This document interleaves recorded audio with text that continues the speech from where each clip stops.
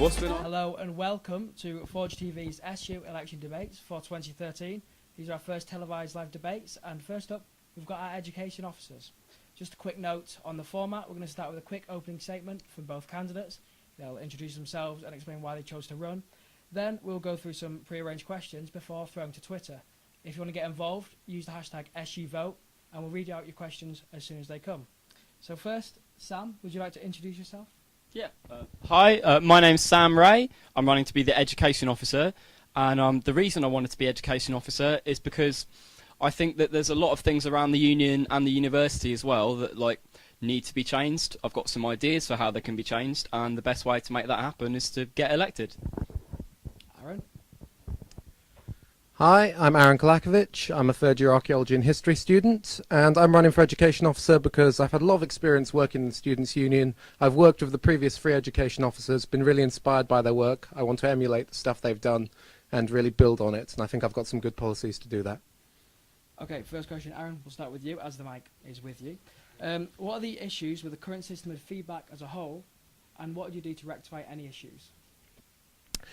Okay, well, I would say that the feedback, it varies very much dependent on the department. I know for a fact that my archaeology department has got some fantastic feedback. History department has got very strong feedback.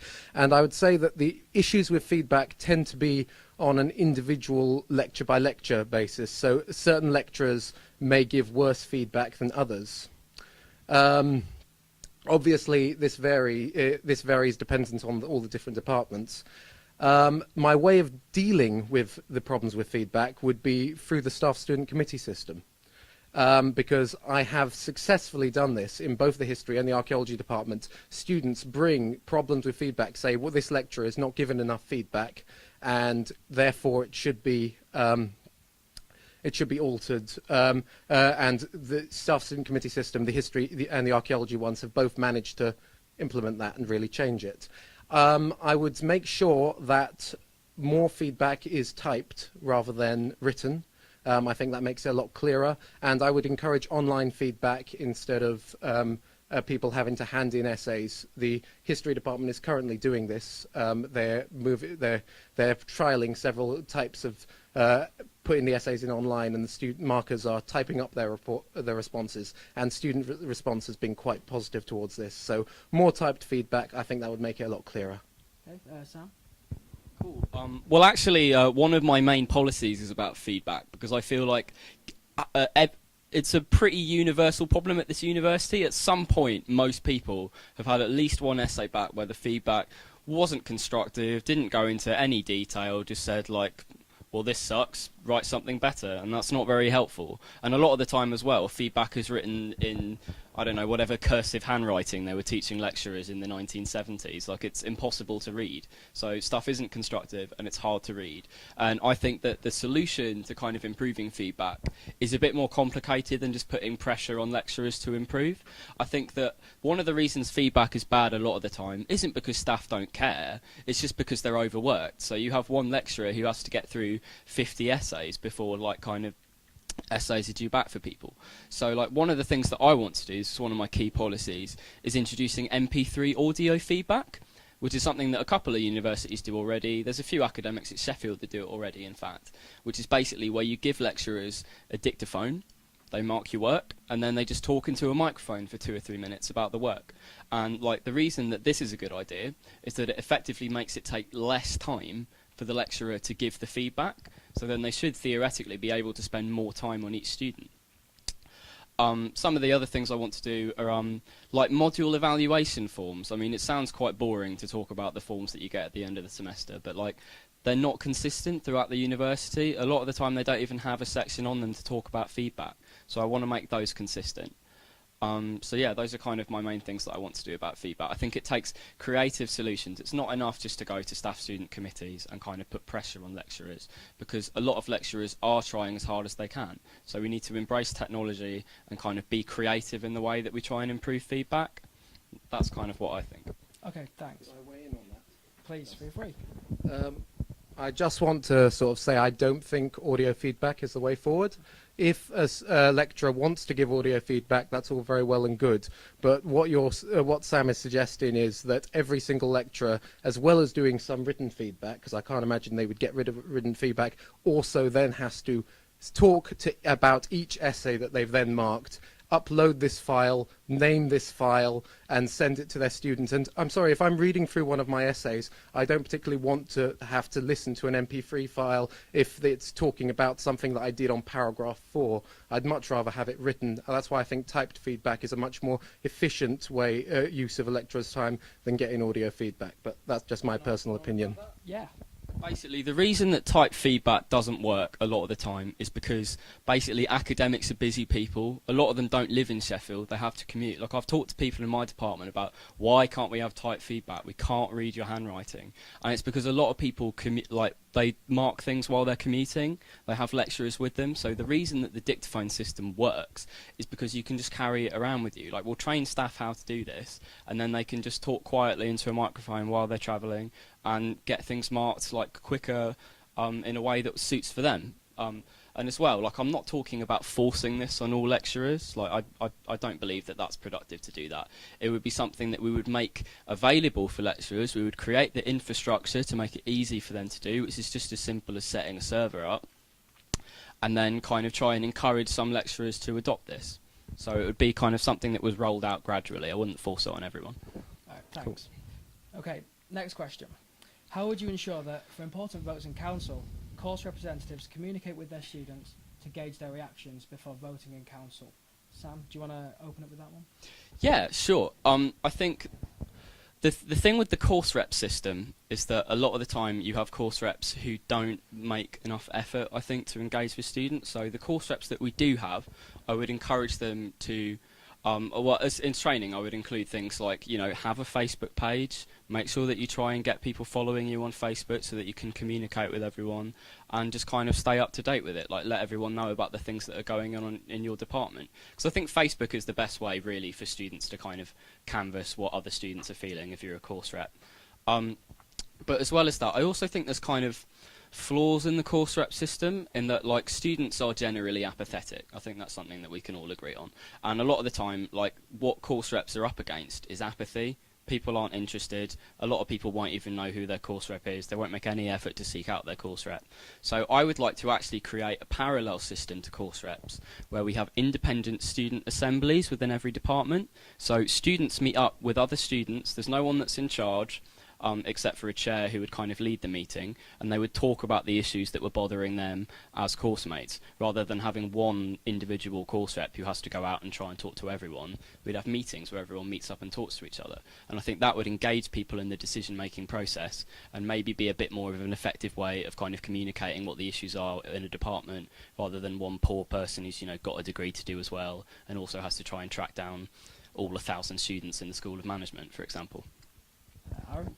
Sorry, can I just clarify? Are we talking about the staff student committee system, or are we talking about the union council system? The union council system. Okay.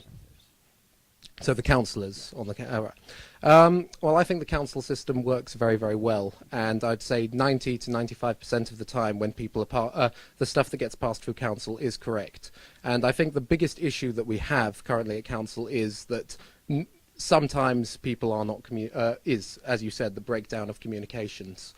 I would say that definitely Facebook is a very important means by which students can get their point across, and councillors can talk about council policy. However, what a lot of councillors fail to utilise, I think, is the email system. Councillors have the right to send out an email to every member of their department. And okay, unfortunately at this university we do get a bit bombarded with emails, so I'm not suggesting that the councillors send out daily emails. That's absolutely ridiculous. But council only meets once every 2 weeks. To send out one council email every 2 weeks to tell everyone this is what is happening in council this semester, this at the next meeting, everyone gets the option to read it, and I think it would get more responses and more people would be able to look into that. Okay, thanks. Yeah, please do. Well, I'm a counsellor. I'm the counsellor for English Lit and Theatre, and I try quite hard to try and kind of canvass students and find out what they're feeling. But it's difficult. Like, counsellors do have a difficult job. Like, I think I've sent out emails before, but as Aaron said, like a lot of the time, like they don't get read. They get kind of lost in a swamp of emails. And as well, a lot of departments don't even allow lecture shouts. So if I wanted to go into lectures and say, "Hi, everyone that does my course and that I represent in council, here's what's going on in council," like we have the university actively making that difficult for students. So we've got two options, is the way I see it, is that we can either try and lobby the university to make it easier for councillors to kind of talk to their students, which would take time. They might say no. Or we as students can just organise ourselves and bypass the university entirely, and I think that would be a more efficient system. Do you not feel there'd be a little more excessive bureaucracy if you introduce more student bodies to just as for a system of representation as opposed to? No, not at all. I think a representative system is actually more bureaucracy because you have to hold elections. You have to have like different layers of kind of representation. So right now you have a course rep who goes to an SSC, who talks to a counsellor, who then has to feed back to everyone else. There's all these layers of bureaucracy that could be bypassed if you just had a meeting of students with a chair who kind of organised the meeting. Like, it would be less bureaucracy. Do you I feel think. the councillor system isn't working then? Do you think it's not the most efficient way to? I think the council system is really effective for some things and not for others. I feel like councillors can be really good at kind of sorting things out in their own department, but like, as an example of the kind of thing I talked about, me and Aaron both were part of Reclaim Your Education in the past semester. It's something that's still going on. And councillors, we all voted to try and mobilise students to go on the NUS demo in London back in November. And all the councillors worked really, really hard. A lot of course reps worked really, really hard to try and mobilise students. And we were able to mobilise 220 students, which is pretty good, but you have to remember that that's out of 25,000 students. And I think one of the reasons that we couldn't mobilise more than that is because people just don't feel engaged in the decision-making process. Like, it's just, if people are engaged in making the decision and contributed to making the decision because they were at the meeting where the decision was made and they got to talk if they wanted to, they have some ownership over the idea. If they're just told by a counsellor, like the email I sent out to my students where I was like, well, I as your counsellor, I think you should go on the demo. Like, they don't have any ownership over that decision, and I would like people to make decisions with me rather than me kind of tell them what to do. The next question will actually be, Aaron, I'll give you first go at this next one. What can be done to expand the Reclaim Your Education campaign after the lack of impact following Demo 2012? Okay, to expand the Reclaim Your Education campaign, that's actually one of my policies. I want to see it expanded. One, I want to make sure that we work with more institutions within the city. I don't want it just to be a Sheffield University thing. I would like to try and get other, I would like to get Sheffield Hallam involved definitely in it, and perhaps sixth forms, we could talk to them, and just any other institution that would be interested in working with us. I think that could definitely. I think the other important thing about the Reclaim Your Education campaign is we need to get a broader range of student views represented on it. And that is something that it really isn't. Currently, I love a lot of the people on it, but they are pretty much of a very similar political persuasion. I think we need to get a variety of different political persuasions on it. We need to, I think, encourage, maybe make it part of all councillors' mandate that they should attend the Reclaim Your Education campaigns. They are encourage course reps to attend the Reclaim Your Education campaigns. And also, I think, get the academic societies involved. And I wanted to talk about this in my last thing. Rather than to have general assemblies, to get the academic societies, we have them already in place. And loads of students are members of their academic societies because they put loads of fun things, they put on loads of socials.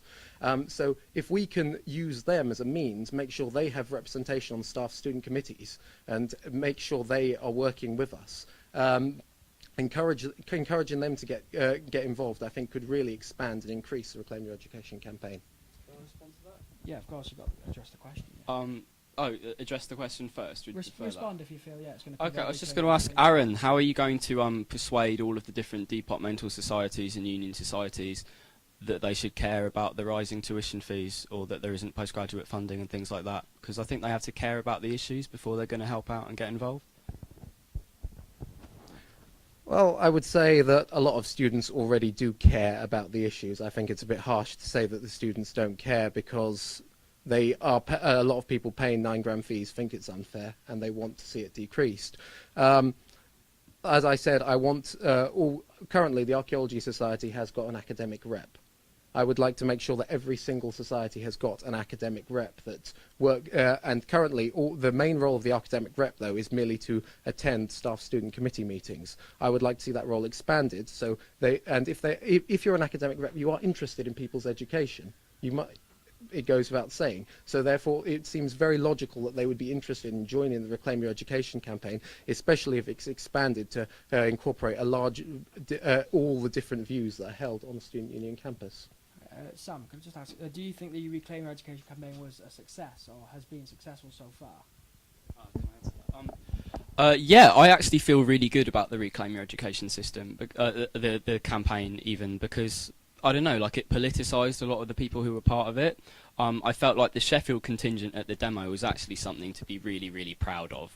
Like, I know Forge aren't so keen, but like we felt really, really good about it. Like, Sheffield actually had one of the biggest contingents of students who went down to that demo out of any university in the country. So I think Reclaim Your Education has actually been amazing. But obviously, like, it's a big battle that we're facing, and like we need to step it up if we actually want to kind of feel like we're like getting anything changed or influencing kind of the dialogue about tuition fees and the lack of postgraduate funding and things like that. Okay, Aaron suggested how he'd step it up, make people aware of the campaign. What would you do to expand it then? Well, the way that I would expand the big problem that Reclaim Your Education has is just like students are busy. Like, students care about things, but students are busy. They have degrees to do, so recruitment is a problem. It's difficult to kind of recruit people to take things on, because obviously people want to help, but not everyone can kind of spare the time every week. So like, one of the things I want to do is through the assemblies thing, if we had assemblies meeting up in every department, and those assemblies from departments could meet up in a general assembly, then Reclaim Your Education as an organisation, that includes me and Aaron and some other people, we could go along and talk to a big crowd of people who are there to discuss the other issues that concern them, not just the issues that Reclaim Your Education is concerned with. We'd have a big audience of people that we could talk to and try and explain like how this is in their interest to get on board with Reclaim Your Education. It's about, I think that effective student engagement in politics has to be about more than just telling them that something is important and that students should get interested in something. You have to kind of like respect that everyone has their own problems, and that like we believe that, like me and Aaron both believe that like the tuition fees thing is a problem, but like people have their own problems, and we should try and solve things like together rather than separately, so that people kind of feel engaged. Okay, Aaron, do you want to come back? I'll just ask a question about that, because right, you've made a big thing about these general assemblies that you want to implement. You think they're quite important, but you've also talked about student apathy. So far, all you've said is, I will create these general assemblies that will get massive turnouts that the Reclaim Your Education will be able to address, but you've also said that students are very busy. How are you going to get these massive turnouts at these general assemblies when it's sometimes hard to even fill one councillor position on the Student Union Council? Well, the reason that I think this would work better than some of the other systems we have in place now is that essentially, like, people would be meeting up with their course mates, they'd be meeting up with their friends, so like it wouldn't be as intimidating as a lot. Like, the reason a lot of student politics doesn't work is because it becomes a bit cliquey very quickly. You have the same people going every week, typically art students who have a bit more free time. There's nothing wrong with that, but like they have a bit more free time, so they tend to dominate these things, which means that a lot of people who are engaged with things like don't really feel welcome at things. Like I have a good friend who's a chemist who went along to Fund Education Not War, and she couldn't really spare the time to go along every week, and she kind of felt a bit like I don't know, like she couldn't contribute as much as everyone else, and then she felt a bit bad about that and ended up not going. Like, that's not Fund Education Not War's fault, they're a great organisation, but like she just felt that she wasn't on the same level with everyone else. So I feel like if we were to have chemists meeting up with other chemists, talking about the things that bother chemists, and also kind of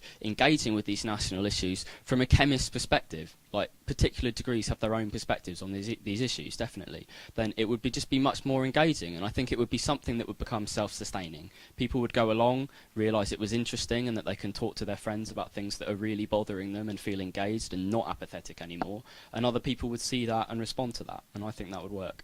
Okay, anything to add? Just to say, we have chemists meeting up with other chemists. There's the Chemistry Society, and I think it would be better to use those societies rather than create this new body. How many different bodies can one student really be involved in at uni? I feel that was maybe implied in that, but yeah. Should we move on to the next question? Yeah. I want to know, as education officer, what you do to help TIL students. Because obviously the whole student body isn't just made of made up of undergraduates and postgraduates. The university does deal with other students, so I'd like to know what you do to help those. I have to admit I haven't got any policy specifically aimed at TIL students. However, I would like to say that I would like to think that my range of policies, most of them are quite helpful to all students, and they aren't aimed just at undergraduates and postgraduates, just at undergraduate students, which I happen to be one of.